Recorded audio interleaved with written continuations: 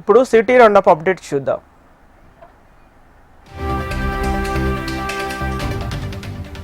మహాత్మా జ్యోతిబా ఫులే వర్ధంతి సభను ఉస్మానియా యూనివర్సిటీలో బీసీ విద్యార్థి జేఏసీ ఆధ్వర్యంలో ఘనంగా నిర్వహించారు. జ్యోతిరావు ఫులే చిత్రపటానికి పూలమాలలు వేసి ఘనంగా నివాళులర్పించారు. సమాజ స్థాపనకు బడుగు బలహీన వర్గాలకు విద్యను అందిస్తూ అన్నిట్లో సమాన హక్కుల కోసం పోరాడిన పూలే ఆశయ సాధనలో అందరం నడుద్దామన్నారు బీసీ విద్యార్థి జేఏసీ చైర్మన్ సైదులు. బడుగు బలహీన వర్గాల అభ్యున్నతికి మహాత్మా జ్యోతిరావు ఫులే చేసిన సేవలు చిరస్మరణీయమని అన్నారు. కాంగ్రెస్ ప్రభుత్వం ఇచ్చిన మాట ప్రకారం బీసీ రిజర్వేషన్లకు కట్టుబడి ఉండాలన్నారు. స్థానిక సంస్థల్లో బీసీలకు అన్యాయం జరిగిందన్నారు. బీసీలకు న్యాయం జరిగే వరకు బీసీ విద్యార్థి జేఏసీ పోరాటం చేస్తుందన్నారు. జీవో 46ను రద్దు చేసి జీవో 9ని పునరుద్ధరిస్తూ 42% రిజర్వేషన్లతోనే స్థానిక సంస్థల ఎన్నికలు నిర్వహించాలని రాజ్యసభ సభ్యుడు ఆర్ కృష్ణయ్య డిమాండ్ చేశారు. తెలంగాణ విద్యార్థి సంఘం అధ్యక్షుడు పగిళ్ల సతీష్ ఆధ్వర్యంలో గన్పార్క్ అమరవీరుల స్తూపం వద్ద జీవో 46ను రద్దు చేయాలని డిమాండ్ చేస్తూ తలపెట్టిన ధర్నా కార్యక్రమంలో ఆర్ కృష్ణయ్య పాల్గొన్నారు. 42% రిజర్వేషన్లపై రాష్ట్ర ప్రభుత్వం మొదటి నుంచి అనుమానాస్పదంగానే వ్యవహరించిందని ఆర్ కృష్ణయ్య అన్నారు. 2 సార్లు ఢిల్లీలో ధర్నాలు చేశారు కానీ ప్రధానమంత్రిని కలిసి ఒత్తిడి ఎందుకు చేయలేదని ప్రశ్నించారు. జీవో 9ను విడుదల చేసి 42% రిజర్వేషన్లపై బీసీల్లో ఆశలు కల్పించాలన్నారు. శీతాకాల పార్లమెంటు సమావేశంలో బీసీల రిజర్వేషన్ల విషయంలో ప్రధానితో మాట్లాడి బీసీలకు రిజర్వేషన్లు దక్కేలా కృషి చేస్తామని ఆర్ కృష్ణయ్య స్పష్టం చేశారు. బోయినపల్లి మార్కెట్లో కంటోన్మెంట్ ఎమ్మెల్యే శ్రీ గణేష్ ఆకస్మిక తనిఖీలు నిర్వహించారు. మార్కెట్లో వ్యాపారం పేరుతో లైసెన్సులు అద్దెకు తీసుకొని 3-4 గంటలు కరెంటు ఏర్పాటు చేసుకుని ఇష్టారాజ్యంగా వ్యాపారం నడపడంపై శ్రీ గణేష్ ఆగ్రహం వ్యక్తం చేశారు.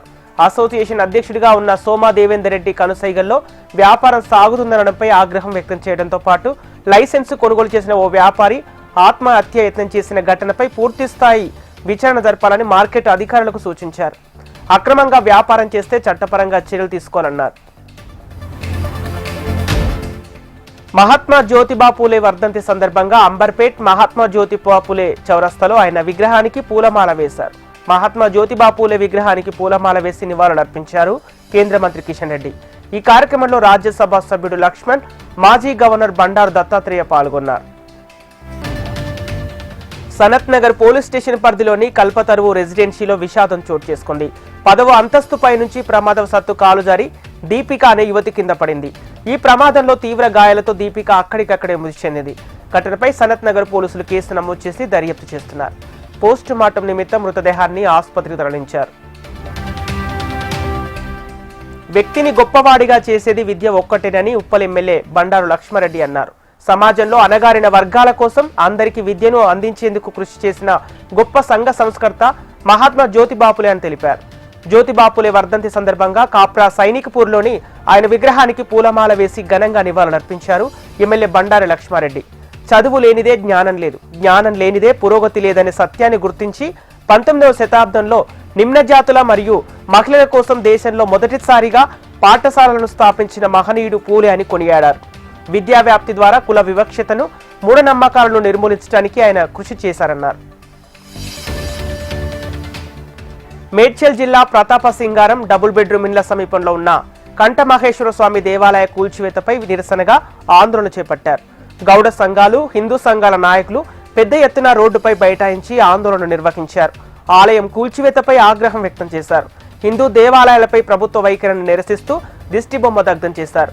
గుడిని ఏ అధికారులైతే పడగొట్టారో వారే ఈ గుడిని కట్టించి ఇవ్వాలని, ఈ గుడిని కంటోన్మెంట్ ఆధీనంలోకి తీసుకొని నడిపించాలన్నారు. వరల్డ్ హెరిటేజ్ వీక్ సందర్భంగా స్వచ్ఛ భారత్ మిషన్ వారి స్వచ్ఛ సర్వేక్షణ్ కార్యక్రమాల్లో భాగంగా అవగాహన కార్యక్రమం నిర్వహించారు. రెసిడెన్షియల్ వెల్ఫేర్ అసోసియేషన్ వారికి ఈ హెరిటేజ్ వీక్ యొక్క ముఖ్య ఉద్దేశాన్ని తెలియజేస్తూ Kapra circle Srinivas Nagar welfare association వారు అవగాహన కార్యక్రమాన్ని నిర్వహించారు. ఈ కార్యక్రమంలో పాల్గొన్న LB Nagar deputy commissioner solid waste management Gopal, Srinivas Nagar colony అధ్యక్షులు నాగు ఈ కార్యక్రమాన్ని ప్రారంభించారు. ప్లాస్టిక్ కవర్ల వినియోగాన్ని, సింగిల్ యూజ్ ప్లాస్టిక్ వినియోగాన్ని పూర్తిగా తగ్గించాలని, ప్రతి ఒక్కరూ విధిగా మరుగుదొడ్లను మాత్రమే ఉపయోగించాలని, ఆరు బయట మలమూత్ర విసర్జన చేయరాదన్నారు. లంచం ఇవ్వలేదని కట్టుకున్న ఇంటిని తాము ఇంట్లో లేని సమయంలో కూల్చివేశారంటూ బాధితులు ఆవేదన వ్యక్తం చేశారు. కుతుబుల్లాపూర్ నియోజకవర్గం జగద్గిరిగుట్ట డివిజన్ పరిధి భూదేవి హిల్స్ లో నిన్న కుతుబుల్లాపూర్ ఆర్ఐ తాము కట్టుకొని ఉంటున్న ఇంటిని అక్రమంగా జేసీబీతో కూల్చివేశాడంటూ ఆందోళన వ్యక్తం చేశారు ఓదెల్ అనే వ్యక్తి. ఈ స్థలాన్ని 21 లక్షల రూపాయలతో బాలకృష్ణ అనే వ్యక్తి వద్ద కొనుగోలు చేశారన్నారు. తమ దగ్గర ఆర్ఐ 2 లక్షల రూపాయల లంచం అడిగాడని, తాము ఇవ్వకపోవడంతో తమ ఇంటిని కూలగొట్టారని ఆరోపించారు. ఎవరిని సంప్రదించాలో తమకు అర్థం కావటం లేదని, తమకు న్యాయం చేయాలని కోరారు. జంతు వ్యాక్సిన్ తయారీలో అగ్రగామి సంస్థ వ్యాక్సిన్దో హైదరాబాద్ లో అత్యాధునిక వ్యాక్సిన్ తయారీ యూనిట్ ను ఏర్పాటు చేయనున్నట్లు ప్రకటించింది. హైటెక్స్ లో పౌల్ట్రీ ఎక్స్పో జరిగింది. ఇక ఈ ఎక్స్పోలో వ్యాక్సిన్దో డైరెక్టర్ రంగారావు పాల్గొన్నారు. హైదరాబాద్ ను పౌల్ట్రీ వ్యాక్సిన్ హబ్ గా తీర్చిదిద్దేందుకు కృషి చేస్తున్నామని వ్యాక్సిన్దో డైరెక్టర్ రంగారావు తెలిపారు. కార్యాలయంలో ఫర్నిచర్ ఎత్తికెళ్లాలని, డబ్బులు తీసుకుని మార్కులు వేస్తున్నారని వస్తున్న ఆరోపణలపై Kaloji Narayana Rao university of health science vice chancellor PV Nandakumar Reddy ఖండించారు. రాజకీయ ప్రయోజనాల కోసమే మాజీ మంత్రి హరీష్ రావు కాళోజీ నారాయణరావు యూనివర్సిటీపై ఆరోపణలు చేస్తున్నారని అన్నారు. ఆధారాలు లేకుండా హరీష్ రావు ఆరోపణలు చేస్తున్నారని, గత బీఆర్ఎస్ హయాంలో జరిగిన తప్పిదాలను కాంగ్రెస్ ప్రభుత్వంపై నెట్టడం సబబు కాదన్నారు.